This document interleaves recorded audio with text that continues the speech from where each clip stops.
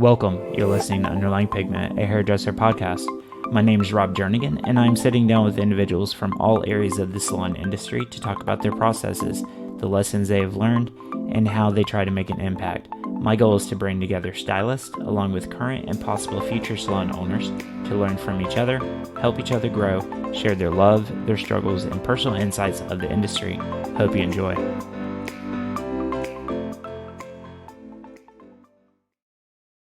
All right, so I'm sitting here with Steve Izzo of Izzo and Company hair salons here in Pensacola, Florida. Director of Education for Primary Sin. And it's great to be here talking to you today. So tell the listener a little bit about who you are. Oh, well, I've been around way too many years. I started up in Burlington, Vermont. I had a couple of friends that were going to hairdressing school. They were having too much fun. I decided to take a peek at it, went and signed up just in one day. I went and talked to the owner, signed up, went to school, came out, got hired into a salon that was a high-end salon in the city. A lot of them had been trained at Sassoon. They were doing incredible hair cutting. They were still lacking in the hair color area, which was the typical put the color on, go say a prayer. So I decided that I needed more training. I stayed there about a year. I got hired out with one of the partners and went into a partnership there for about 13, 14 years. Then moved down to southern New Hampshire, opened up a salon called Portfolio Salon and Renewal Spa. Gave that a good 10, 15 year run and sold it and did well with that one. I think we did like 1.7 million a year out of that salon. It was pretty productive. But you also gotta always take into consideration when you get some happy hairdresser talking about how successful he is that it depends on the region that you're living in. If you're living in a region that's got high income, and even in a time period when the economy's strong, it makes a big difference as to how those numbers play out. You can't always just listen to people's numbers and go, oh well, that person is successful and I'm not because I'm not hitting those particular numbers. You got to realize that it all depends on the geography where you end up doing hair. I think makes a huge difference. I think sometimes we try to compare ourselves too often. Anyway, sold that salon, made good money on it. I'd been traveling around the country teaching, and I've been doing that for at least 25 years. Teaching hair color, teaching hair cutting, teaching hair extensions, hair pieces, all that stuff. Started my own programs. I can remember I first started out when I wanted to get hair color training. I happened upon Roy Peters, who at that time, and this was way back, and he's such an incredible educator. And this was probably back in the times of Radkin as being the dominant force. Right.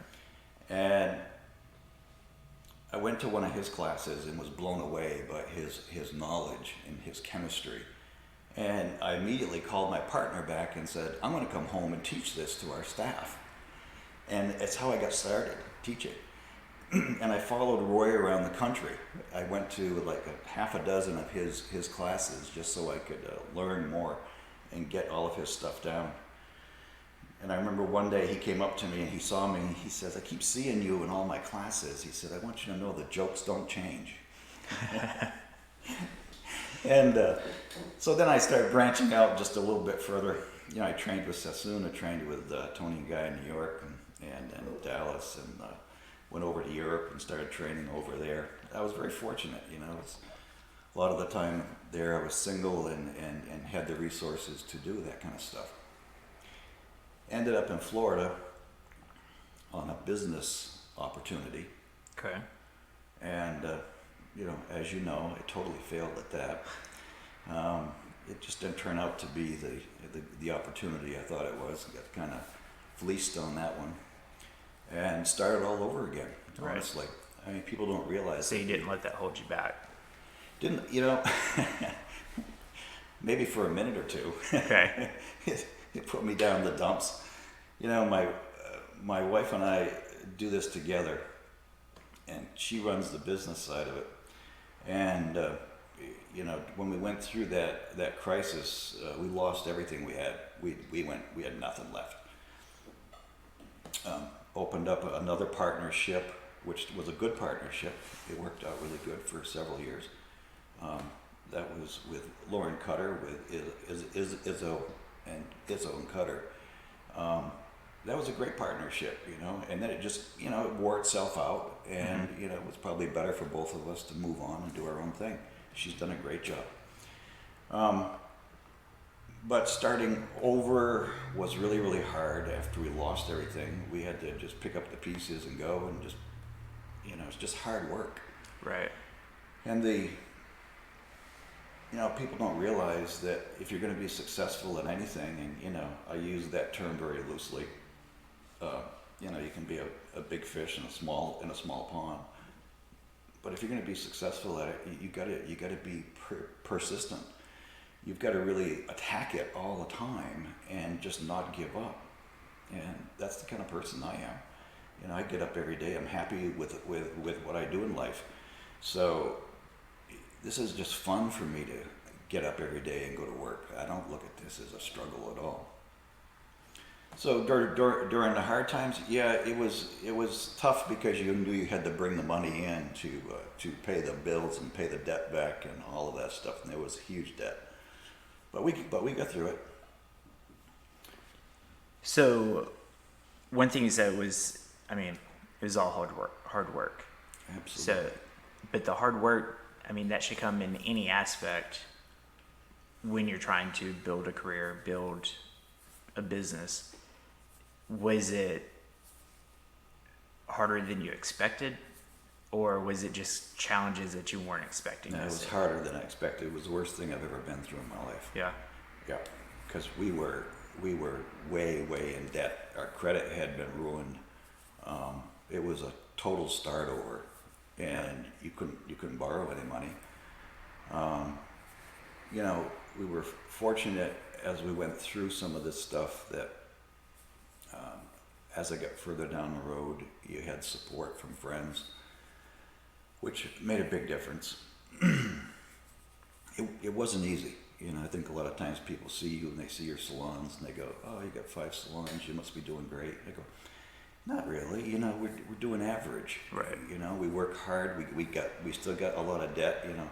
Clients will often say to me, I hope you're not going to retire." And I go, "I got too much debt to retire. I'm going to keep on working for a long time. But I love what I do, so right. I don't have any challenge in getting up every day and thinking, well, I got a bunch of debt to pay off." No, it's part of it. Yeah, I actually enjoy that.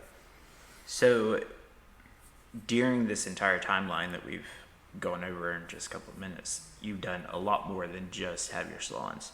You're director of education for Primary Sin Hair Color. Mm-hmm. You've helped develop 2 retail lines. Mm-hmm.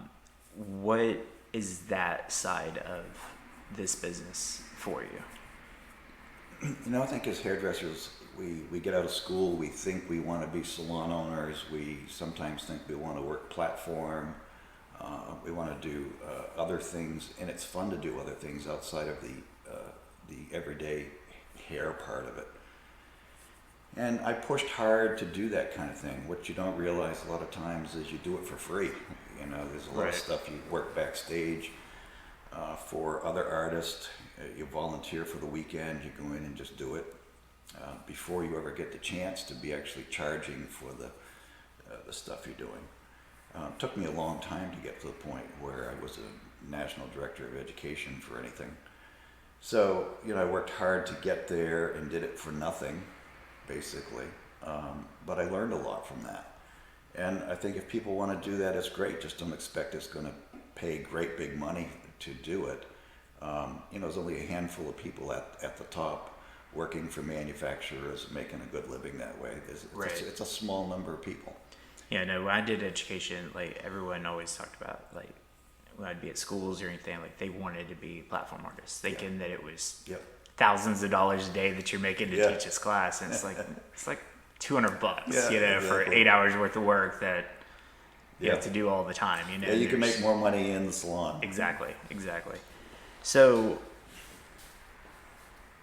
with your hand in the color line and then with the retail line, what I know you and I have a lot of conversations about chemicals and all Yeah. that and developing products, and it's like, is it just a band-aid or is it actually helping the integrity of the hair and all that? Mm-hmm. So what do you look for when you're trying to help develop products or figure out Yeah. even just formulating color in the salon of how to help Well, that hair? You know, being a hairdresser, when you're talking about developing a product, you want it to feel good in the hair, as well as you're dealing with a chemist who says we got to deal with ingredients. Right. So you're trying to find a balance between what the chemist wants for ingredients and for integrity, supporting the hair shaft, so to speak. And you as a hairdresser saying, is it giving me the result I want?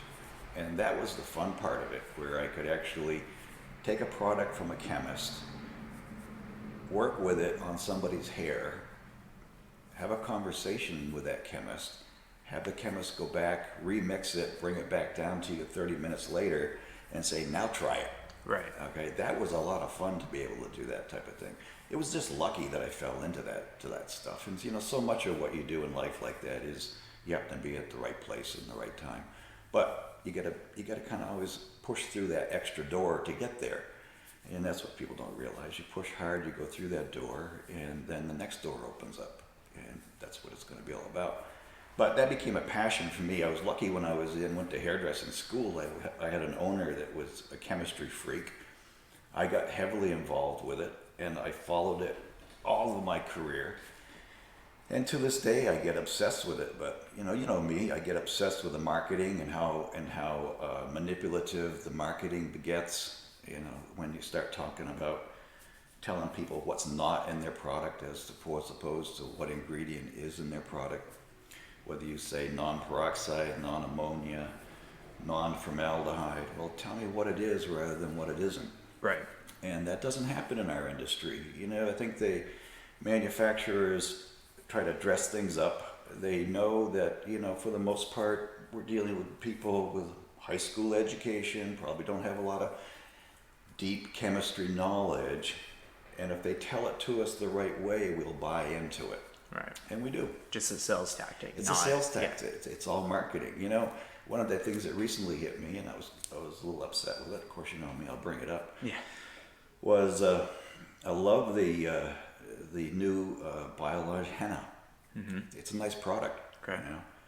And then I was reading under the caption of one of the photos of one of the superstar hairdressers that were using it, and it says it's a non-ammonia hair color.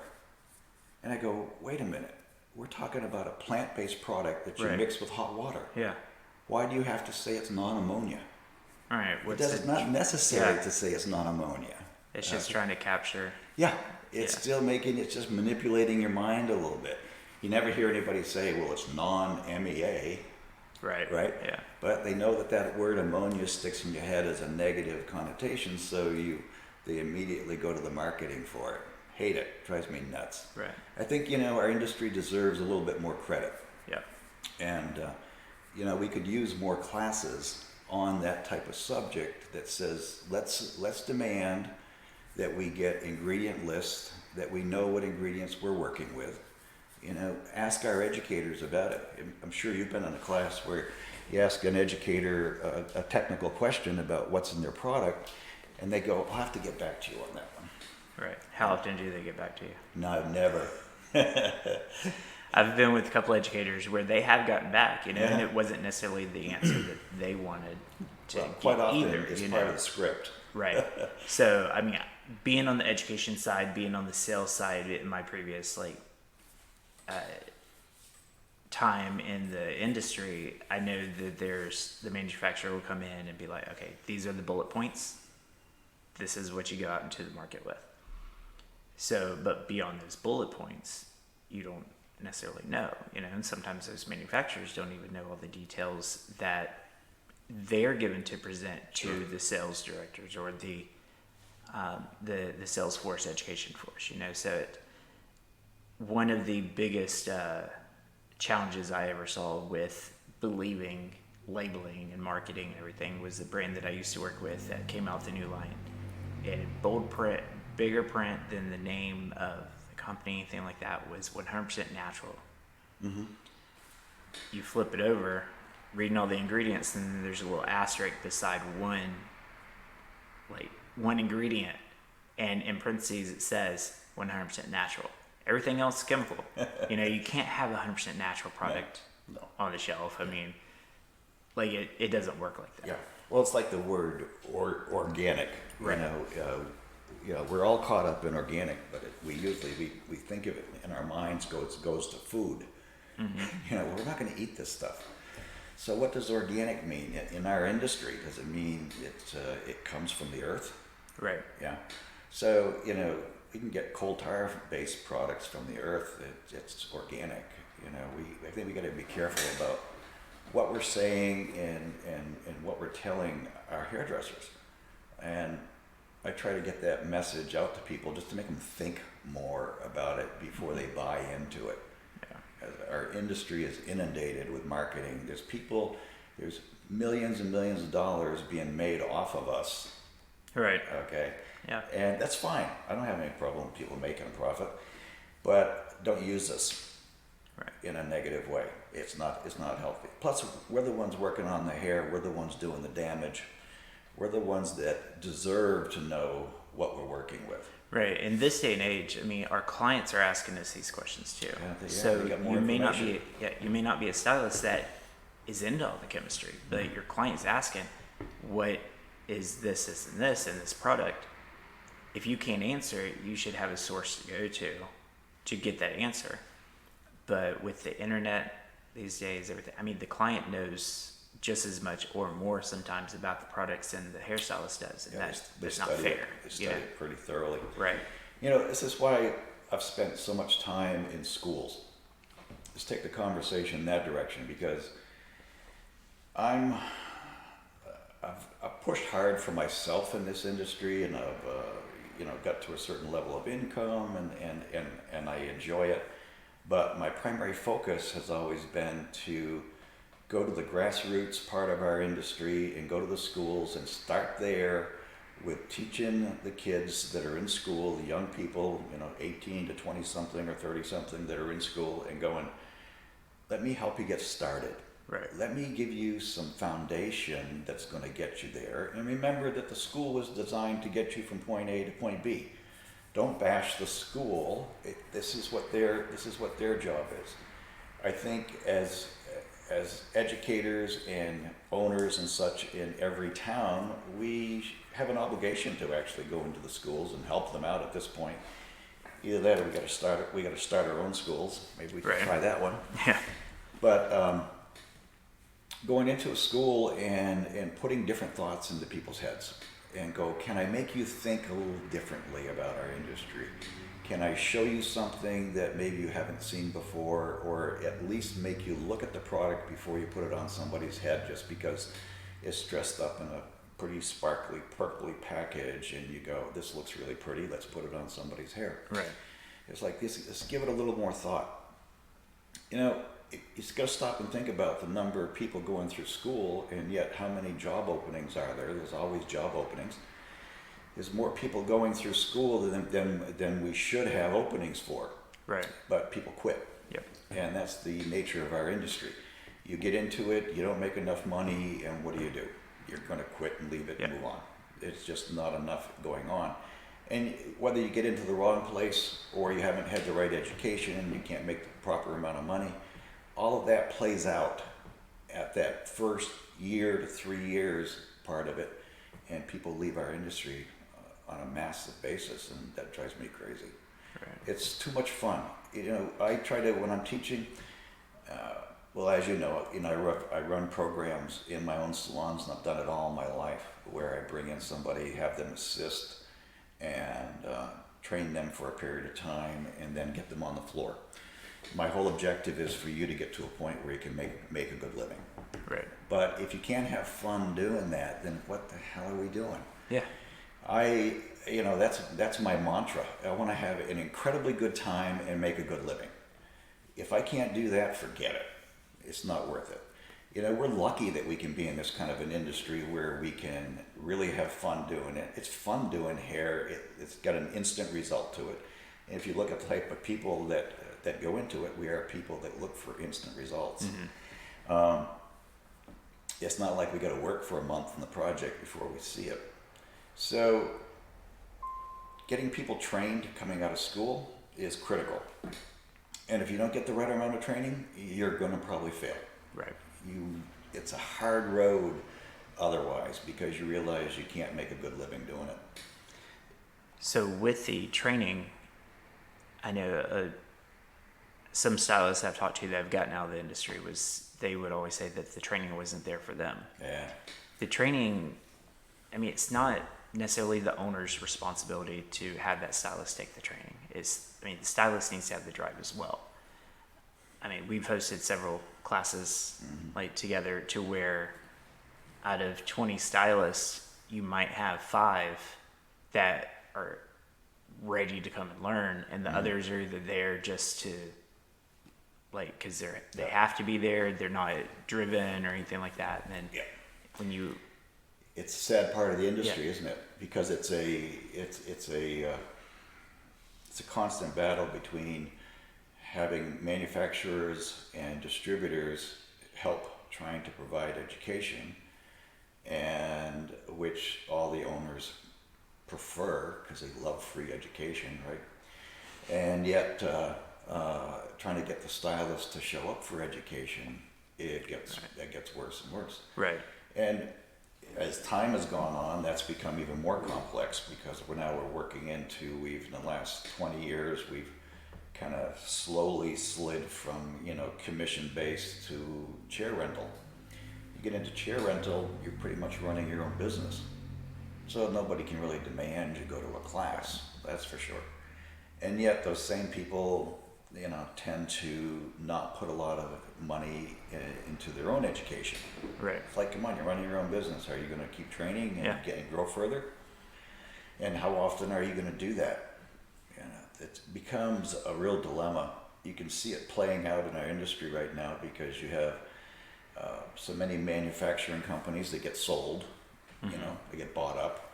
You have distributors that close up. You're having salons that close up. You have beauty supply stores that close up.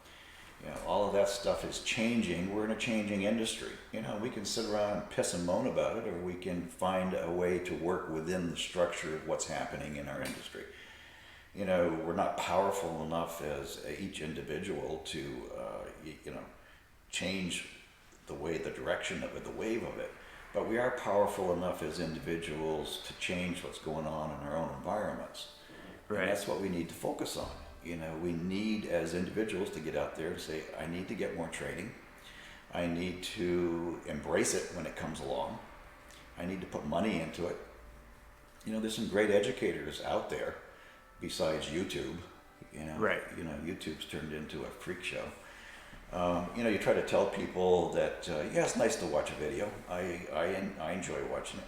But then try to go and do the techniques a lot of times is not that easy. And then how many times did you actually practice it before you started using it on clients? Right. Sometimes, you're doing a haircut, and if you, take one foot and step to the side, you're going to change the haircut.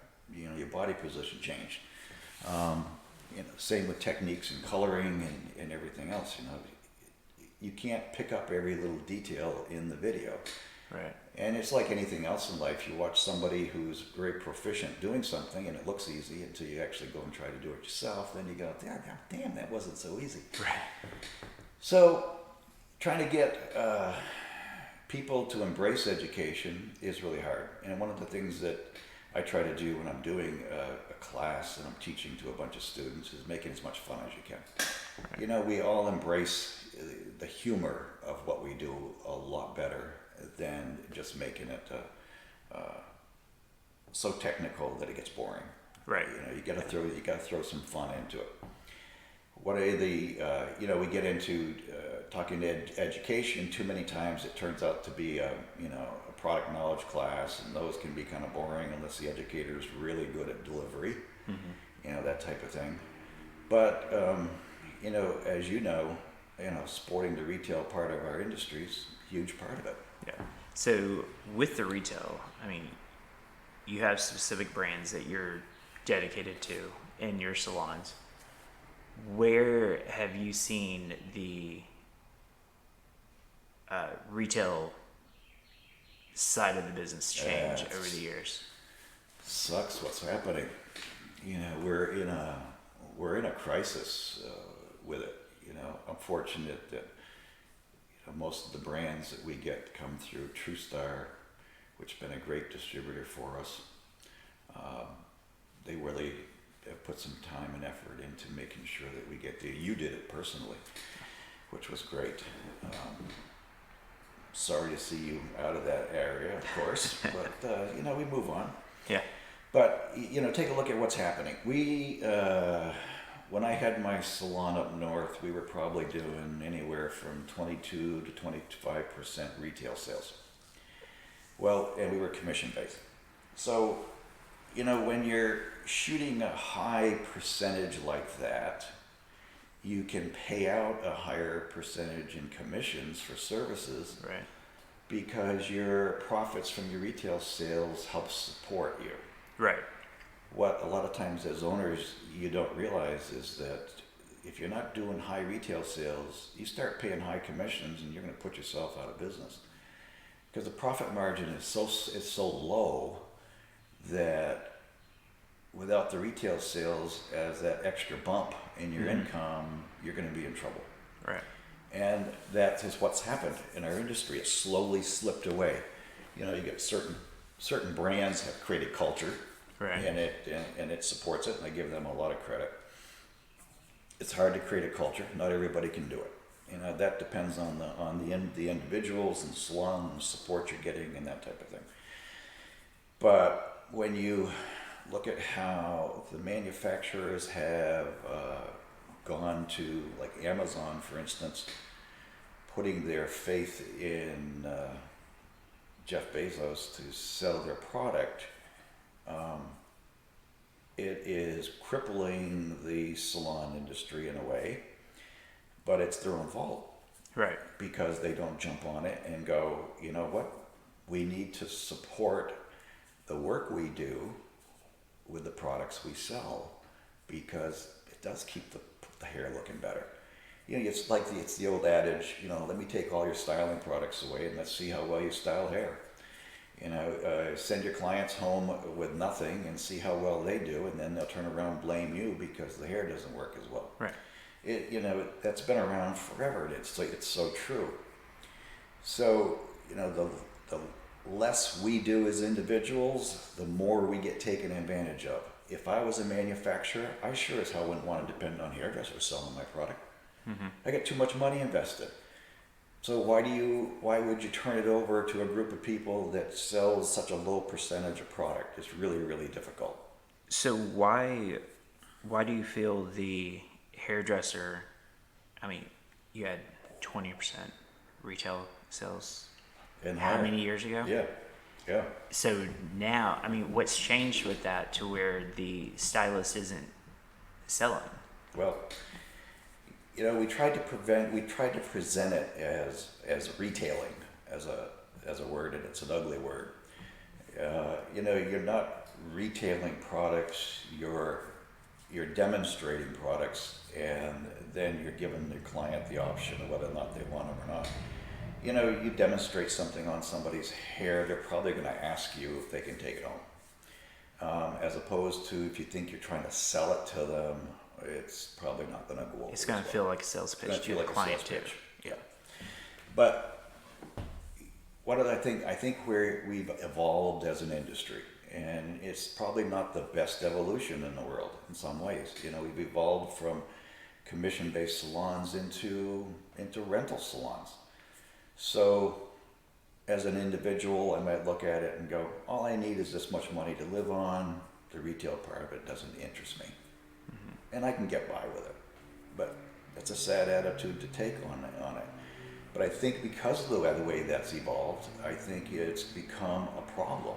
I think we've isolated ourselves, turned into a bunch of little mini salons within the salon.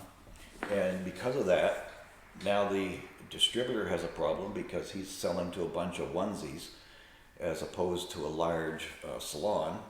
And probably the sales from to the distributor has dropped. The sales to the manufacturer has dropped. Everybody's struggling to make to take a piece of the pie.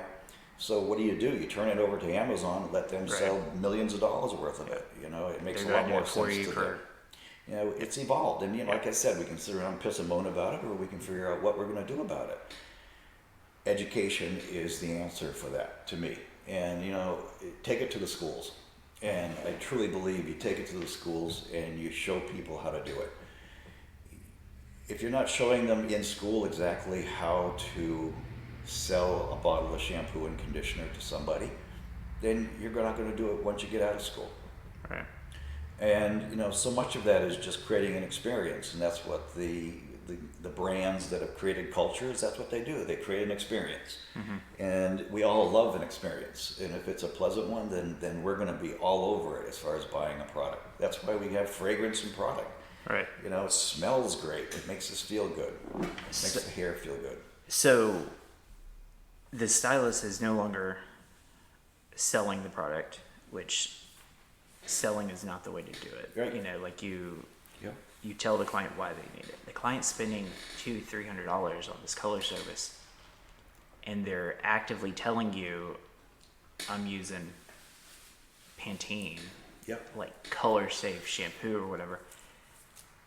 And then the conversation just ends there. Like the stylist, they're almost afraid to try to sell them a bottle of shampoo that costs $20+ versus a $3 bottle of shampoo. Exactly. But they're not afraid to charge for the color pricing that they're doing. It's like, I don't understand where the disconnect is there. Like you're selling an insurance policy basically for the work that you're doing. 6 weeks down the road, your client may be getting compliments on how like their color looks still, even with an inch of new growth. If they're using something professional, if they were taught how to maintain that, but if they're using Pantene or something, 6 weeks down the road, their hair looks like shit.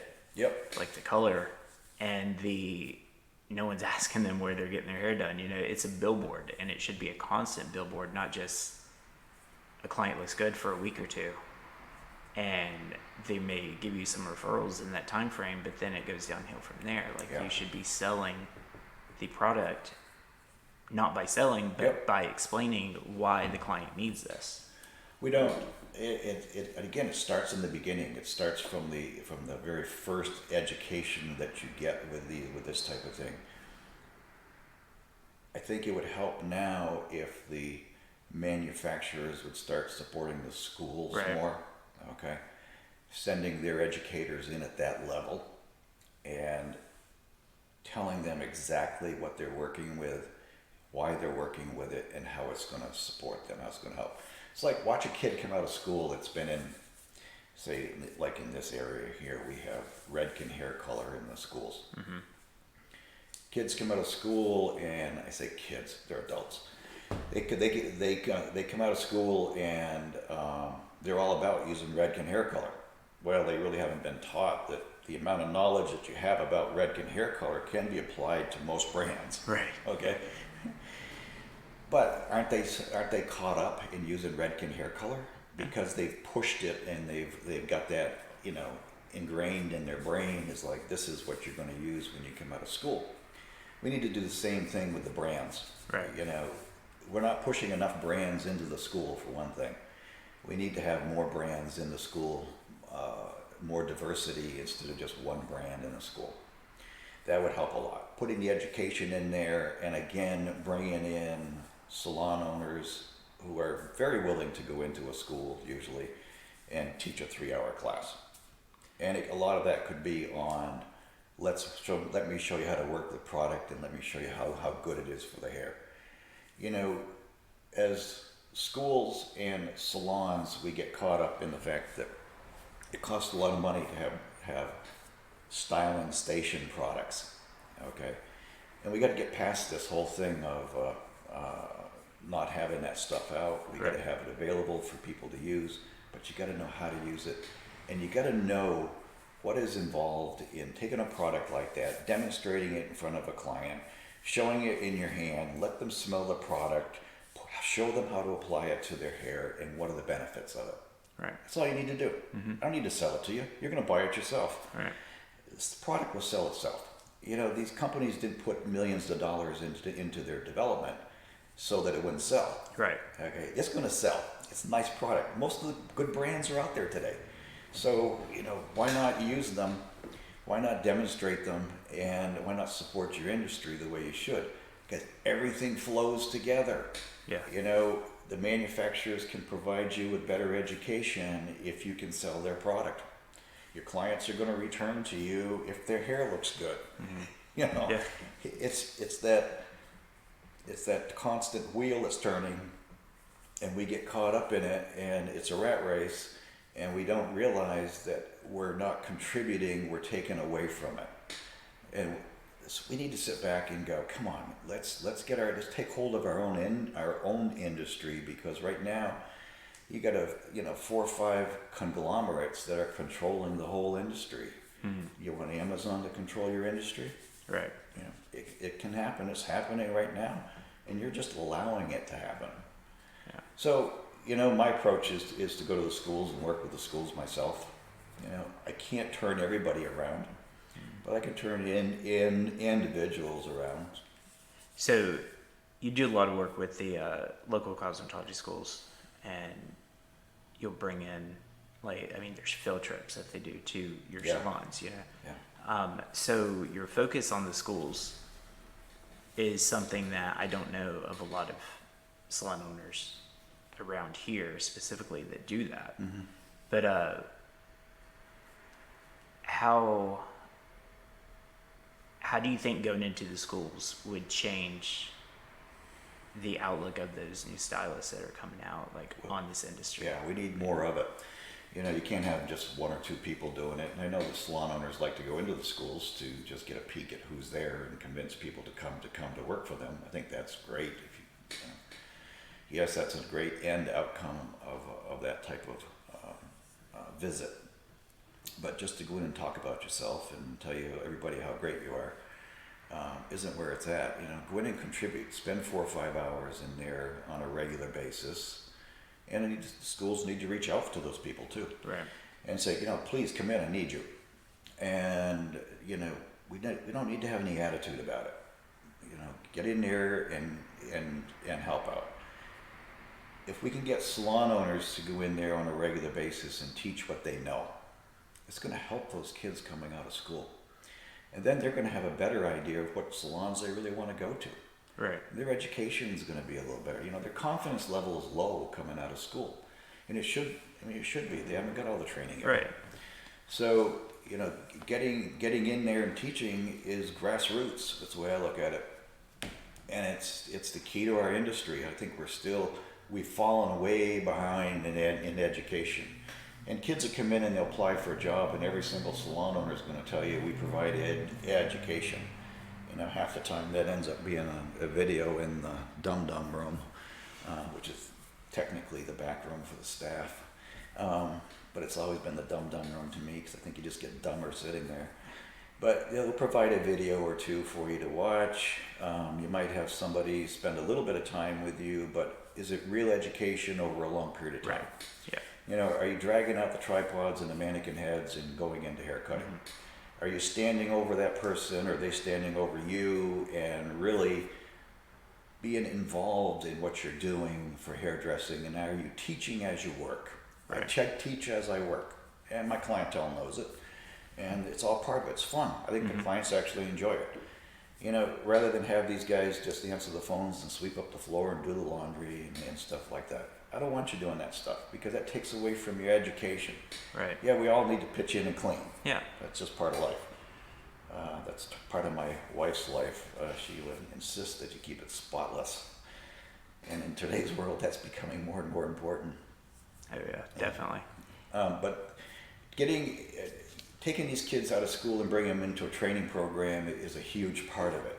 Mm-hmm. And I've always done it, and I've done it different ways, And I can't say everything I've ever done has been a great success, Yeah, you feel your way through it. When we had commission salons, we used to run programs where we'd bring in kids out of school. We paid them a minimum wage. We did a full training program. I have a manual, 3-ring binder type of manual that I actually use for training. And for those that did that, we'd go through anywhere from a 3 to 6 month program, depending on the individual's needs, and get them to the point where I had to make that final decision. Is it time for you to go on the floor and actually start taking clients? And you kind of ease them into that. And at one point, a few years back, my wife and I decided, the commission structure is getting a little distorted. It's time to maybe explore the whole rental program. Right. And we did it.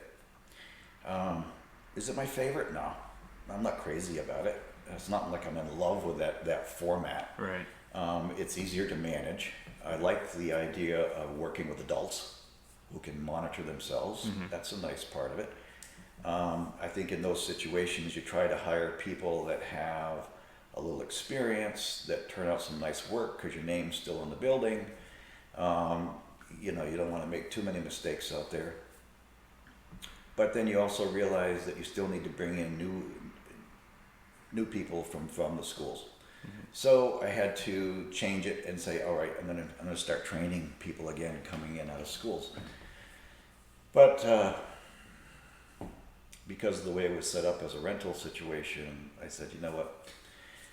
I've invested probably $100,000 in my own training throughout my lifetime. I'm not going to pay you to come in and learn from me. If you want free education and you want to commit to working with me, I'll bring you in and train you. And you won't sign any contracts. We don't have any contracts in our rental situation. We said, don't want a contract. If you don't want to work for us, then we just soon have you leave. Right. That type of thing. I don't want to hold you to a contract. Same with the training. I want to take you at your word. I'd like you to come in here and tell me you're going to stick around for a couple of years. I'm going to train you, and hopefully I can keep you. So I started that type of training program. It's working out pretty well. I like it, and I'm willing to put time into people. We recently I've got 2 people that I've recently trained that are just turning out to be phenomenal, And I say it because they're both pretty young. One of them, Taylor, she's only 21 years old, and she's actually managing and running the Davis Highway coffee guy shop that we're doing. And she's balls to the wall. Mm-hmm. She just goes. She's a hard worker. She asked 1,000 questions a day. I was exhausted every single day from training her. I'd go home and tell Judy, it's like, Judy, I'm so tired because she asked so many questions. And yet it was fun. Right. It made it so much more interesting, kept me sharp. Right. And she's actively trying to involved. learn. She wanted to learn, I got another girl, Lane, that's like that too. She get in your way so much that you can't work. She just kind of push right in there to try to see what you're doing all the time. That's great. That's what you want from people. Mm-hmm. If you want to sit back in a chair and watch me do it, you're not going to learn a lot. It's like going to a trade show. Yep. Oh yeah, we sit there in the audience and clap. Yeah. Hope you learned a lot. Yeah. I always say to people, if education doesn't change your prices, it ain't worth a damn. Yeah. So going into education and the pricing, where's the disconnect with stylists and salon owners nowadays that they're not charging appropriately? I mean, they're investing all this money into education, learning new techniques, advanced techniques, along with what they should be doing is going back and learning the basics again. But as they advance their techniques, their prices aren't necessarily going up, or their prices are going up and they're not learning anything new. Yeah, then we've evolved to that part too. Yeah, what a quandary it's turned out to be. When I started doing hair, which was 128 years ago, I was getting $13 for a haircut. I'll never forget it. Doing a couple haircuts a day. I made enough money for lunch. That was about it. And that was up in Burlington, Vermont. Okay. And nice college town. 4 colleges at the time. It was nice setup. But you can still find that price today. Right. That's really disgusting. Like every 2 miles down the road. Talking a century later, it's crazy. Yeah. On the other hand, you got some situations where it's gone the other extreme, where people came out and they learned one technique and they apply it and they go, okay, I'm going to charge hundreds of dollars for this technique. As long as it's a nice piece of work and you can draw clientele, I guess that's okay. I wish we were a little bit more uniform in that respect. I wish we had more stronger associations. We used to have real strong associations and they fell apart and went away. You go to a doctor for a service, you check around, they're probably all pretty much in the same price range. Our industry, you can go from $13 for a haircut to $900 for a haircut. It's pretty crazy that way. I wish we had we were pulled together a little bit stronger. Right. And, so much of that is pulling the weak link up. And I think that's an important aspect. Again, it goes right back to getting into schools and teaching. And then following through and getting into situations where you learn all the way through your career and you don't just stop. I think we're definitely people that get caught up in doing one thing, and we have a hard time moving on.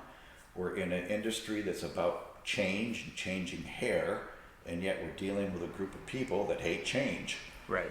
It's just the most ridiculous thing in the world. If I have to look at another beach wave balayage, I'm gonna puke. It's like, time to move on, guys. You did it. I know you do it well. I love looking at it. I'll go through Instagram pictures and I'll see some nice hair. I'll compliment anybody's hair, any salon. If I see nice work on somebody, I'm going to compliment it. Right. And I got to the point where once every 3 weeks I see a beach wave balayage that I like, and there'll be thousands of them, but they all begin to look alike. And sometimes the hair cutting part of it doesn't look very good. It's kind of disguised in the beach wave type of thing. It all can look pretty much the same after a while. And as a hairdresser, I look at it and go, I want to see the whole thing. I want to see an incredible haircut. I want to see a really pretty color. Right. And whether that's a vivid color that's been very popular, or the same thing goes there. Unless you can show me a technique where you did a vivid and it was really, really different technique, pretty much those can start looking a lot alike too. And it's part of our industry.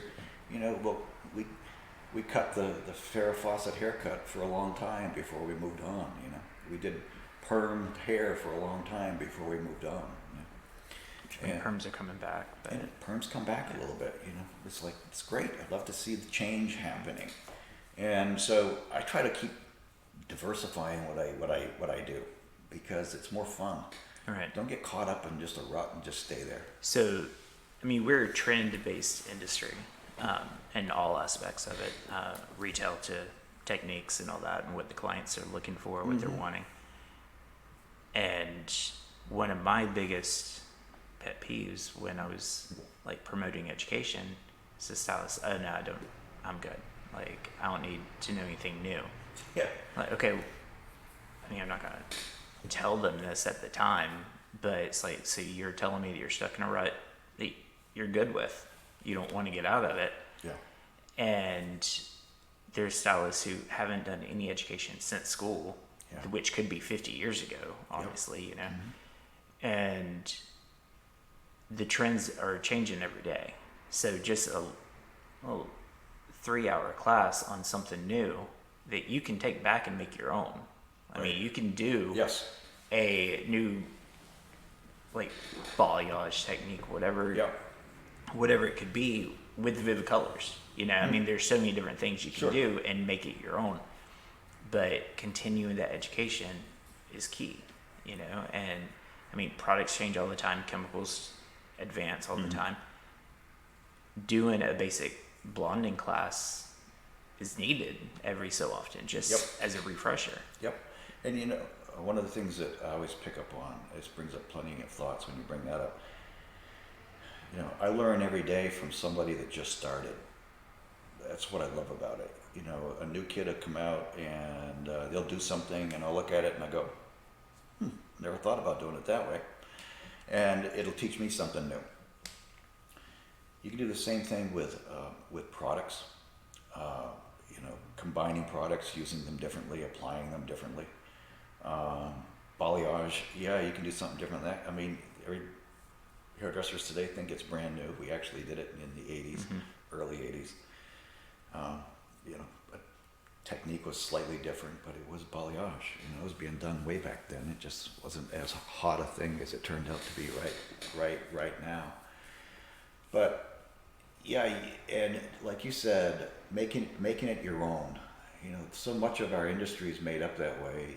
When Sassoon came out with haircutting techniques, you know, people started going to work for him, and then pretty soon you had guys like John Delaria had a haircutting technique.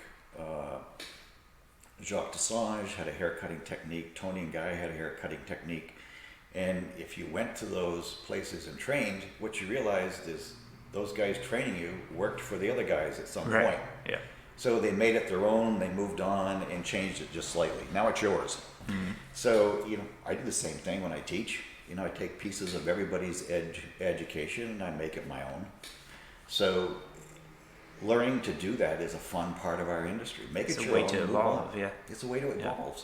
And then pretty soon you're seeing a whole different look out of it. Right. That's what's exciting about our industry. It's going to constantly keep changing. Hopefully you're going to get into that. But like you said, so many people don't embrace the change. You know, I tell people all the time, we are human beings, we run on fear. Fear is the biggest thing that deters us from doing anything in life. Not just hairdressing, but let's stick to hairdressing because we don't need to get into our personal lives. And I made a mess of that too, okay? It took me a long time to figure it out. I'm lucky now.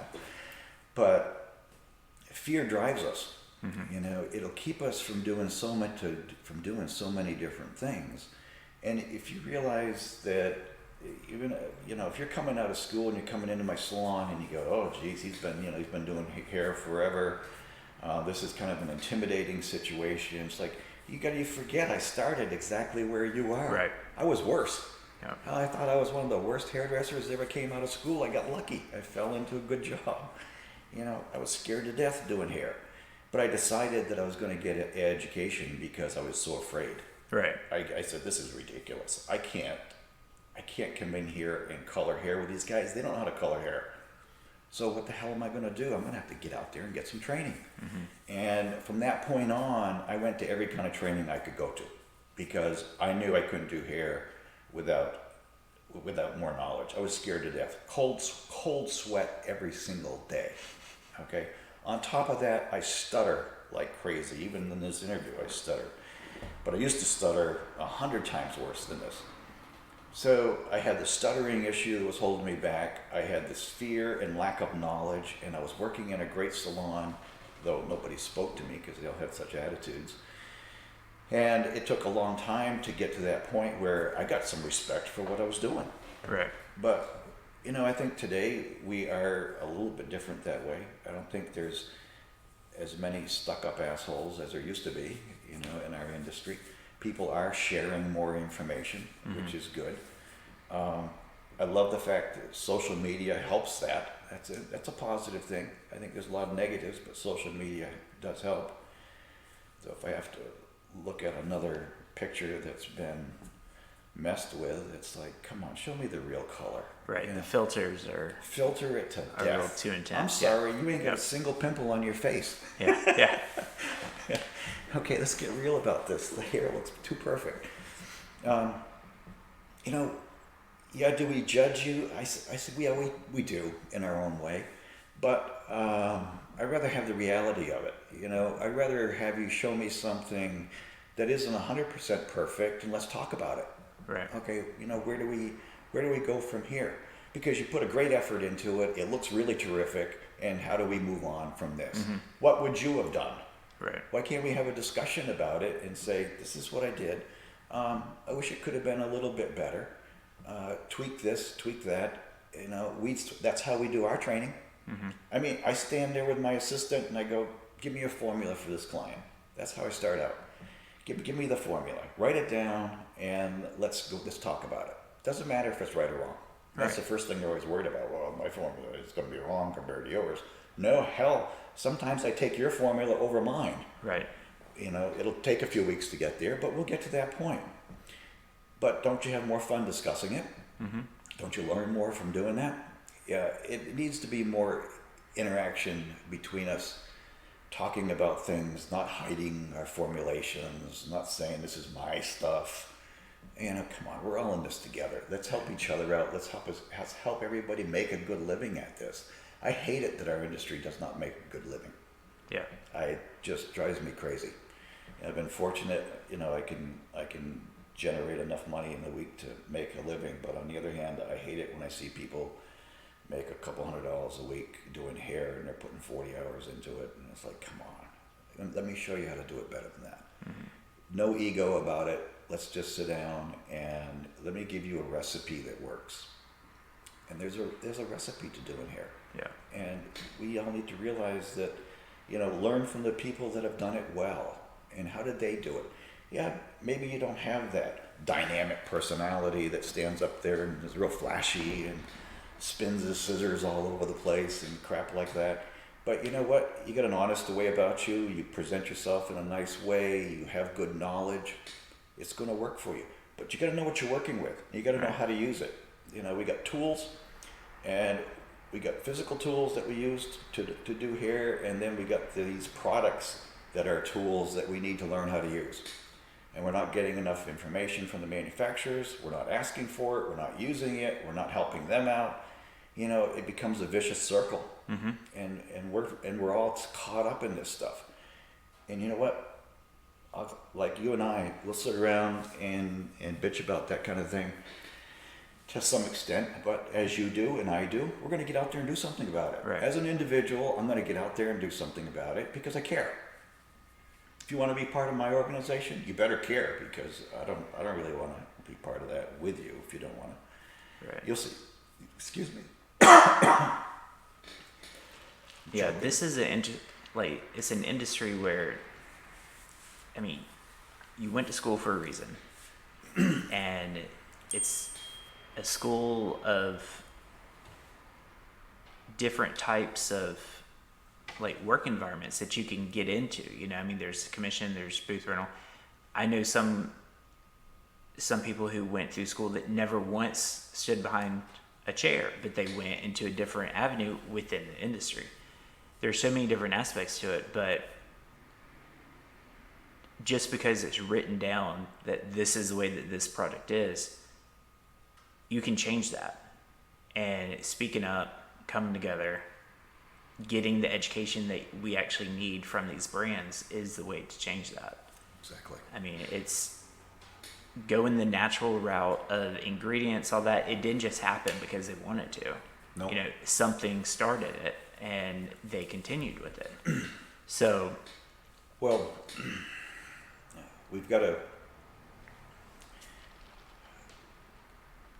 get to the point where we understand what we're working with, understand the terminology, understand the government regulations on the products. You can use the word natural, for instance. Okay, well, how does the government define natural? How does the government define organic? How does the government say to you, well, you got hair that's 50% human, you know, when you're using extensions, stuff like that, you know, is it 100% human or isn't it 100% human hair? Right. You know, there's all these little gimmicks that are being used, and is it MEA or is it ammonia? Is one worse than the other? You know, we can argue about it. Right. You know, you can have a preference. I can have a preference. They both do the job. Let's not say that. If we're going to say one is superior than the other, then let's say why is it superior, rather than just saying, you know, one sucks and one doesn't. Okay. You know, our industry gets caught up in these things. We don't teach. It gets right back to that again. We don't teach what it really is. We don't teach the differences. You know, I have a hydrometer in my salon, and I test the pH of everything I use. Yeah. Okay.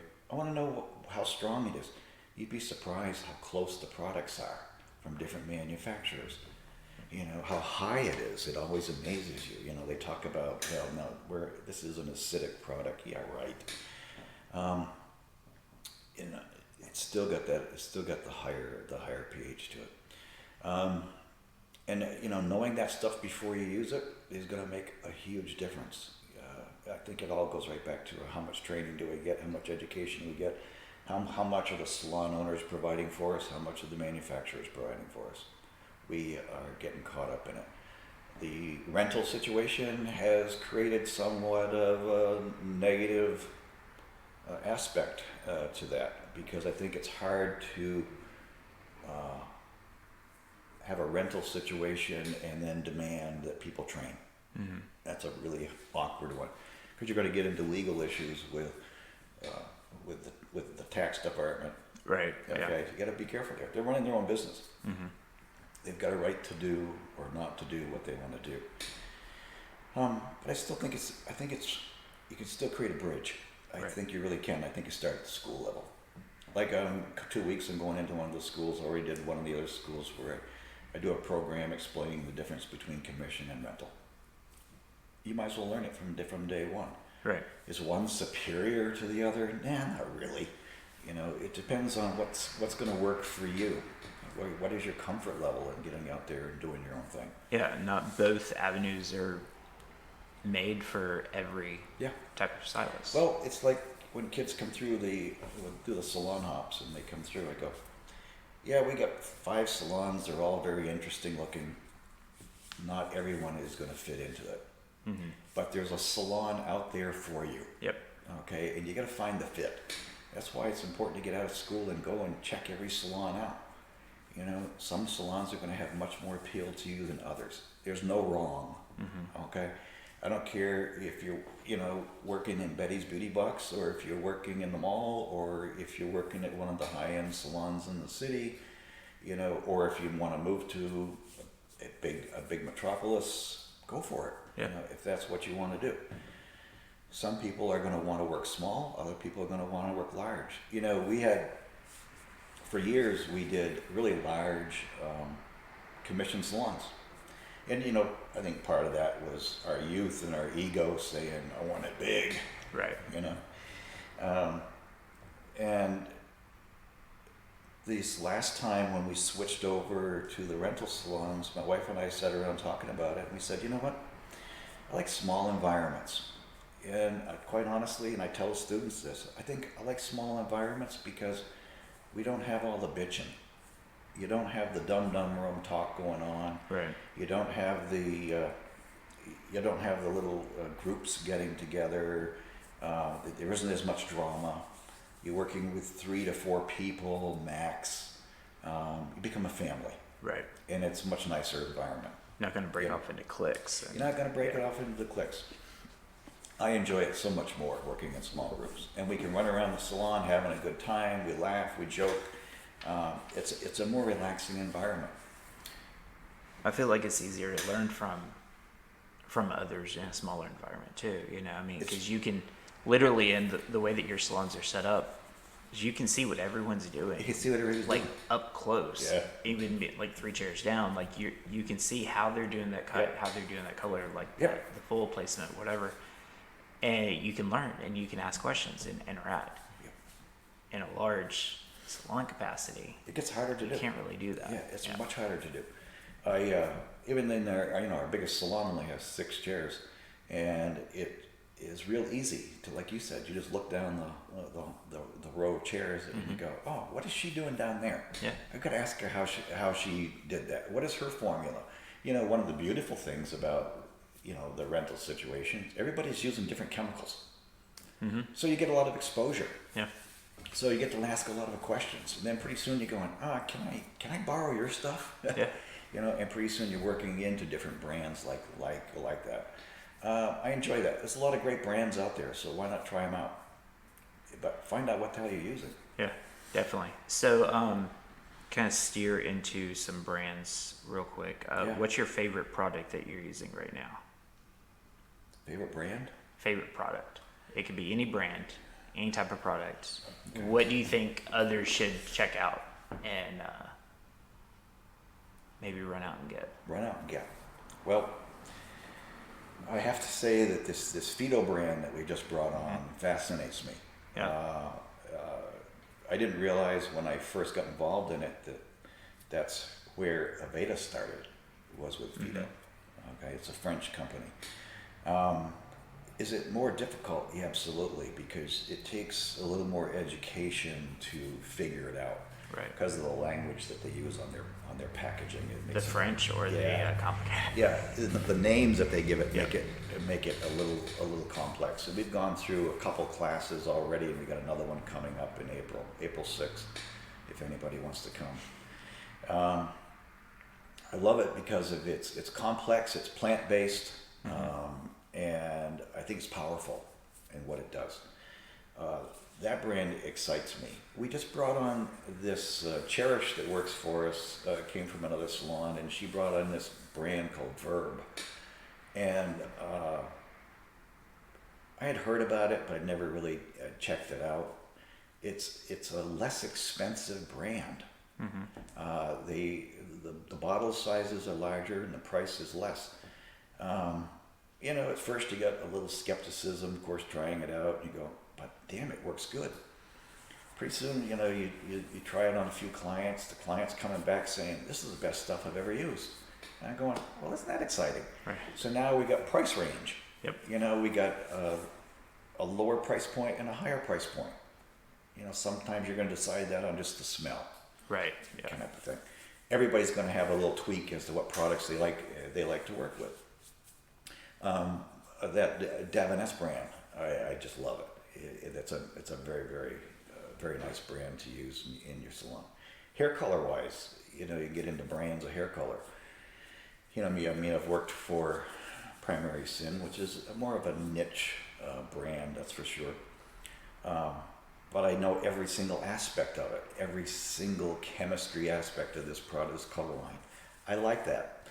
I worked with a lot of brands over my lifetime, and I liked a lot of them. I didn't like the fact that I couldn't get all the information that I needed. Right. That frustrates me. I think Goldwell has a wonderful brand name. They've done a lot over the years. But I get sometimes stuck on the fact that it didn't give me as much information as I needed about their product line. Those, you introduced me to those color drops that Goldwell came out with. Oh, yeah. Phenomenal product.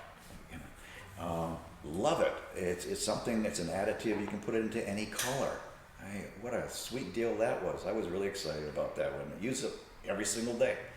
And, I don't use the rest of Goldwell. You'd think they'd try to come around and sell me some more, but they don't.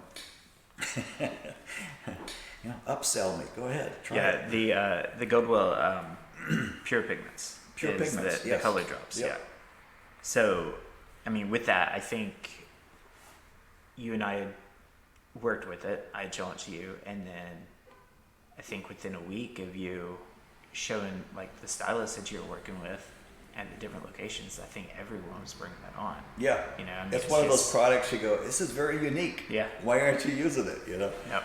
Definitely, the young kids out of school came in and they were like, oh wow, this is exciting. Let's add this to it. So now every single formula they want to add these pure pigments to it does make a nice difference, and it's visual.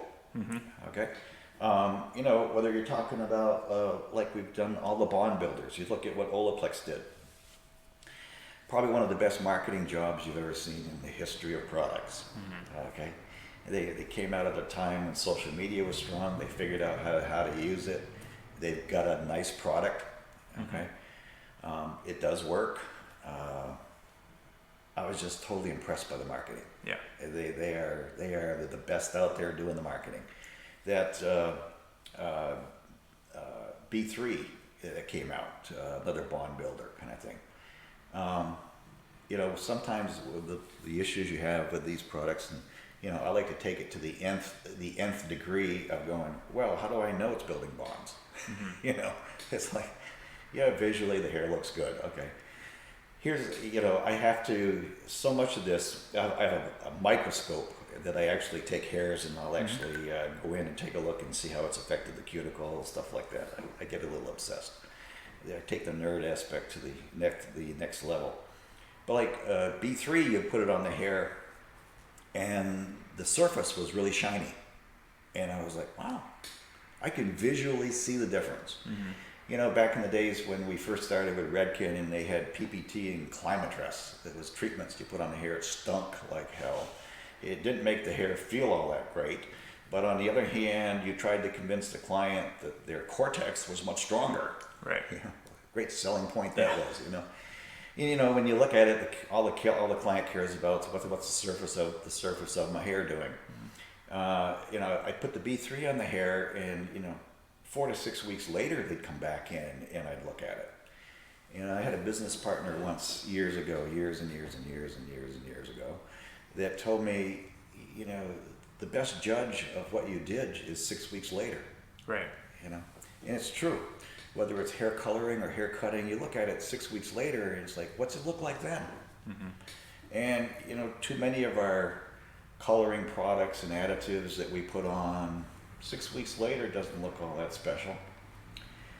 I think we need to focus on that. You know, I think a lot of companies could put more energy into cuticle and less into bond building. Right. You know, I think there's a definite need there. Yeah, we don't want to break the hair. Okay, I think most of us can get past that. And we've all broken a little hair once in a while. A little chemical cut. Little chemical cut works occasionally. You get caught. But there's a lot to be said about surface of hair that we need to work on. I think some of the companies probably have a little edge up on that type of thing. I like some of the new mop products that came out. They have some nice surface products that I like to work with. You know, there's a lot of great brands out there. I don't think there's anything negative about any of them. Everyone's different. Everyone's different. We all have our favorites, and you know, the hard part is today that these companies, they build up and they sell and then they go public. Right. Yeah. Right. But that's been going on since Paula Kent, Jerry Redding sold Redken. You know, you know, that's just part of life. And again, you can sit around and piss and moan about it, or how are you going to work with it? You know, Bumble did it, Aveda did it. All great companies. Yeah. You know, but the company has to move on, and you can't blame them for looking at it going, no, we got to make this move. I applaud them for doing it.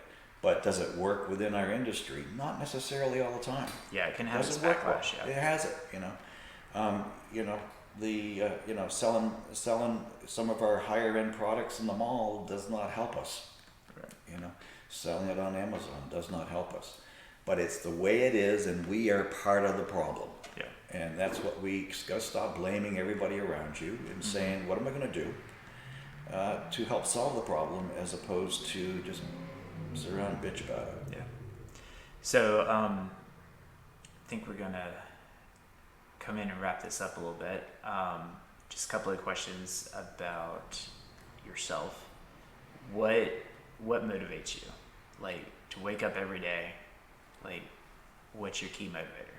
Youth. Okay. Yeah. You know, unfortunately, I'm caught up in being young myself. And you know I'm 100 years old, but I try to pretend I'm still 25. And I am lucky to have my health. And yeah, I've got a lot of knowledge, because I've been around forever and I trained all over the freaking world. But youth motivates me a lot. I love young people and watching what they do. To me, that is what fires me up every single day. I love going into the schools. I'd like to be part of a school. Actually, there's been some talk about that going on, about a new school. But I really get fired up by the youth of our industry, and that's where it's going to be. That's where it's going to come. Everything that's going to come for the future is going to be with them. Yeah. So why not get excited about that? So if someone came to you that was debating on coming into this industry, what would you tell them to do first? Don't even fucking consider it unless you really want to work. Okay? Yeah. If you think it's going to be easy, it's not. This is a stand on your feet job. It's not an easy job, Right. but it will be the most fun job you ever had, and you can make a really good living. But if you're not going to take advice from the people that have done it well, then what the hell are you going to get into it for? Now, I will say this. There's a lot of different avenues, okay? And I try to explain that when I'm talking to students. I say, look, maybe all of you don't have the same kind of freedom that I have. I'm really lucky at this point. I'm older. I was lucky. I was single a good part of my life. I was lucky. I've got a wife that runs the business, and I don't have to even touch the money. I don't know how much we bring in for the most part. She handles all the business. And I tell everybody that. I'm not the boss of anything. But if you're in a situation where you're married, you have children, maybe you're going to school for other things at the same time, is it going to be more difficult? Yeah. And maybe you need to consider where you want to be in this industry, because it's hard to do it all. Absolutely. The more freedom you have, the more opportunity you're going to have to open up more doors. And I don't care what business you get into. It's about starting somewhere, anywhere. Stop looking you're not going to always start at the top. Look at where you're going to start and just keep opening the doors up. Push, push, push. Each door will keep opening. You will get there. I started with nothing. Just kept pushing. Kept going for training. Kept asking people if I could do it for nothing. Okay. It's the way to do it. It's the way to do it. Can I work backstage this weekend? I'll work 3 days for you for, 12, 14-hour days and get paid nothing. Yeah. I mean, you're getting paid in the experience, and the education you get from it. Yeah. And then you look back on that and you go, yeah, that's what got me to the point where I can turn out a good piece of hair every single day. I mean, you see me, I'll post inspirational messages up the wazoo on, you never see me post much hair. Every once in a while I'll post a little piece of something just for the hell of it, because I get excited about it. But, I look at all the hair I do each day. I like all of it. I get inspired by that. I look at it, go, yeah, Steve, you did okay today. Nice job. It looks really, really, really good. But I'm not going to post it every single day. I think at this point in my career, if you don't know I do nice hair, then I think if you're young and you're just getting started, posting hair in a social media aspect can help build your career. That's for sure. Do anything you can do to help build your career. So get out in the public. Yeah, and speaking of your motivational posts, there's one that you just shared recently. It's be bold, push yourself, and get comfortable being uncomfortable. Yeah. So in this industry, being comfortable is not necessarily the best. It's horrible. And being uncomfortable sometimes is it's scary kind of as hell. Yeah, it's scary, but it's the best thing for you if you have the right mindset to push past that and just to build yourself up, build up your education, your arsenal of just everything that you could put as a positive spin on this industry and to help others. I mean, you're all about helping others, and I applaud you for that. I mean, the utmost respect for everything that I've seen you do. So, but if you had to, if you had to quit today, I think you've done an amazing thing in this industry, and even like locally and nationally. I mean, working with all the brands and everything, but locally, doing all of the little pieces of education. And I mean, you teach people and they don't even realize that they're being taught, like it's the way that you go about it is amazing. So I applaud you for all that. But yeah, so we're going to end this podcast right now, but we're definitely going to sit down some more in the future and talk more in depth about a few things. Well, I've still got 100 things I want to talk about. Yeah. Okay. So you can't cut me off just with one visit. Yeah. Okay. I love this idea of doing a podcast. I hope our people in our industry jump on it, especially locally. People jump on this and start listening to it, and I hope people come around. I always invite people to come to the salon. Mm-hmm. You ever invite a student to come to your salon and just hang out? Yeah. You know how many people actually do it? Almost zero. Yeah. Yeah. Once in a great while, you get somebody that dares to do it. And I know it's uncomfortable to walk into a salon when you're new. It's uncomfortable. Your whole industry is supposed to be uncomfortable. I still do 2 or 3 new clients a week, every week, and I'm uncomfortable. I like that feeling. I get uncomfortable when I work with young people because a lot of times they know more than you do, but they don't know they know more than you do. It's kind of a cool thing. Yeah. And they'll do something. I'll go, shit, I never even thought of that one before. That really makes me feel really bad. And I go, why didn't I ever think of that? It was so stupid of me. And you realize how dumb you still are. And sometimes it's the easiest, simplest little trick that they did, and you go, huh. Cherish that works with me, she was doing something a while back to me. She's got quite a few years of experience. I looked at her doing something. I went, I feel really stupid right now because I've seen you do this, and I look at it and I go, how come I never did that before? Yeah. It's really awful, but you got to laugh. Make fun of what you do. I make fun of myself all the time. You got to have a good time doing this. I will pick on people when I teach them just to get them to the point where they laugh at themselves, because you got to get to that point. You got to get to the point where it's okay to laugh at yourself. Yep. We're our biggest critics, and you have to get to that point where you're not critiquing yourself to the negative. Yeah. Just So get your ass away from your phone and get into a salon and check it out. There's a lot of great salons in this city. There's a lot of people turning out some really nice work. I applaud it all the time. I will constantly tell people how much I like their work and that work for other people. I don't care. If you ever want to come to work for me, go ahead. But on the other hand, people do move around a little bit. Sometimes you need a different energy. You need to change it up. It's just part of life. Get over it. It's like stop bitching at each other. Enjoy each other's work. We ought to spend more time together. We're doing that class for Fido April 6th and 7th, I think it is. 2 days. We're going to do it at the coffee shop. The coffee guy we have a salon inside the coffee guy.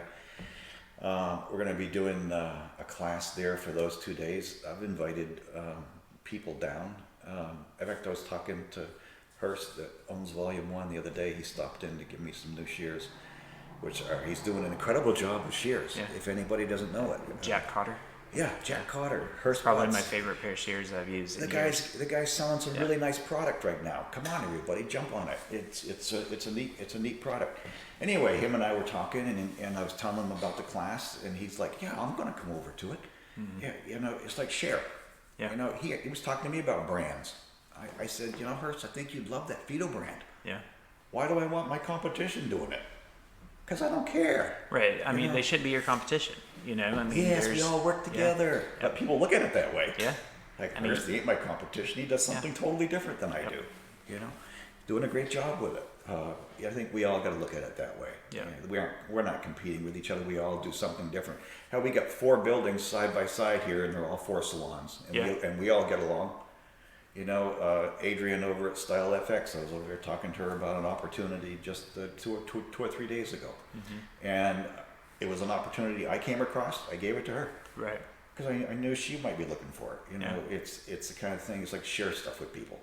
It's like get over the attitude. Yeah, definitely.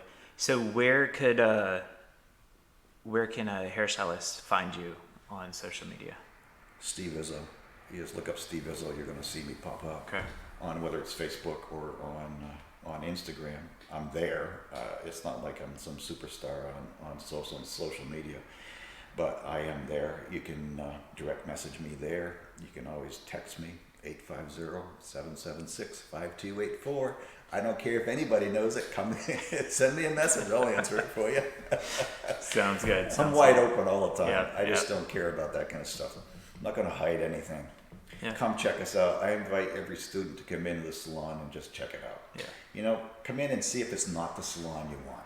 Right. You know, Yeah. I want you to hate it. You look at it and come in here and go, this is the worst place. I could never work here. Good. At least you know where you don't want to work. Yeah. So you've got this salon in Gulf Breeze, 2 on 9th Avenue, and then Davis Highway. Davis Highway, and then one at then the Arbors, the assisted living place in Gulf Breeze. We have a small place in there too. So there's 5 of them total. There's like 17 chairs total. And we do have a few chairs open. And, I mean, I know you and Judy will put in more chairs if... Yeah, we'll put in more chairs. Have the need, yeah. You know, we just look for opportunity. You know, some of these salons that came up, they were just opportunities that fell into your lap, and you go, do you want to do it or not? We shouldn't have done it. We didn't have any money. You took the risk, though. We beg, borrow. You know, we don't steal, but we beg, borrow, and you know, people have helped us out. Honestly, of course, the banks help you out. You know, you got friends that help you out. Because sometimes you don't have the cash flow to do that kind of thing. You know, I'm honest about it. I don't care if you want to know. Like, I'm not rich doing this. Yeah. I'm out there working, but I'm having a better time than most people are. Yeah. So, all right, Steve. I appreciate you sitting down with me today, and looking forward to our next. Yeah, me too. Several podcasts. Well, I love the fact you're doing this. I think you're doing a great job, but I'm really excited about it. So thank you. Love working with you. Love you as a person. I appreciate it. I appreciate you and knowing you. Ditto. So, all right. Thanks very much. All right. Thanks, guys.